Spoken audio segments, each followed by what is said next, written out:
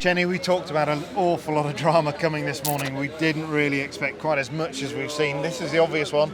We are one corner into stage 3. Adrien Fourmaux's gone straight through a hedge into somebody's front garden. We spoke to him, we'll come to that in a moment, but what a morning. Yeah, it's been an awful lot going on. And look, first of all, it is a real shame to see Adrien Fourmaux stopped here. You know, it was here in Croatia a year ago he made his debut, and it was a real banger, wasn't it? Finished fifth overall. So he was hoping for a good weekend. Unfortunately, that's not been the case. M-Sport in general have been in the wars, haven't they, this morning? You know, Gus Greensmith straight away going up onto the bank, and you know, he lost a little bit of time, lucky to get away with that. Pierre-Louis Loubet retiring with 3 punctures. Yeah, you know, 3 punches in 2 stages. Exactly, which is kind of unheard of these days. And then you've got Craig Breen, who went off and was lucky to get away with not collecting that fire hydrant. So it's been a tricky morning, I think, on the whole for M-Sport, hasn't it? Yeah, it absolutely has.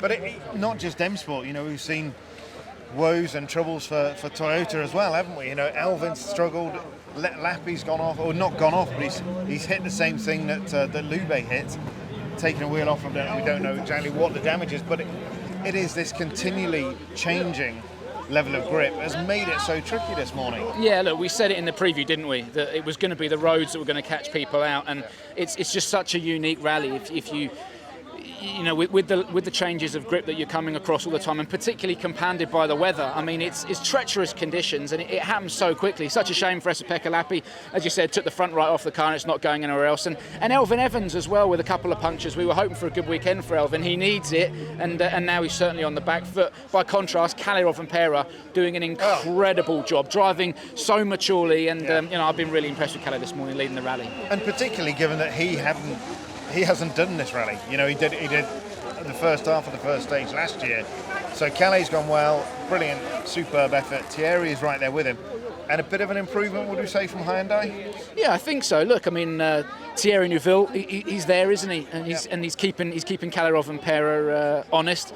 Oyt Tanak as well. He's showing good pace and you know, capitalising on Craig Breen's problems this morning. But he's done a good job. And I think, to be honest, coming into this weekend, if Hyundai were being told you're going to leave with a second and a third, they take that. But there's such a long way to go in this rally. So, but you know, as we thought it was going to be, action-packed from the word go. Absolutely right, Jenny. Now let's listen to what Fourmaux had to say. It happened that we had, I think, the good approach for the rally, and then on this stage, I didn't have the info that there was a water line in this corner, and when we arrived, we just had an aquaplaning, so I had nothing I can really do, and we finished there. It's really a shame, but yeah, nothing I can do actually. There was water straight off the line, wasn't it? You had a moment before even this corner. No, I think before was okay. It's just I had an issue with throttle, but I don't know actually. We need to analyze the data.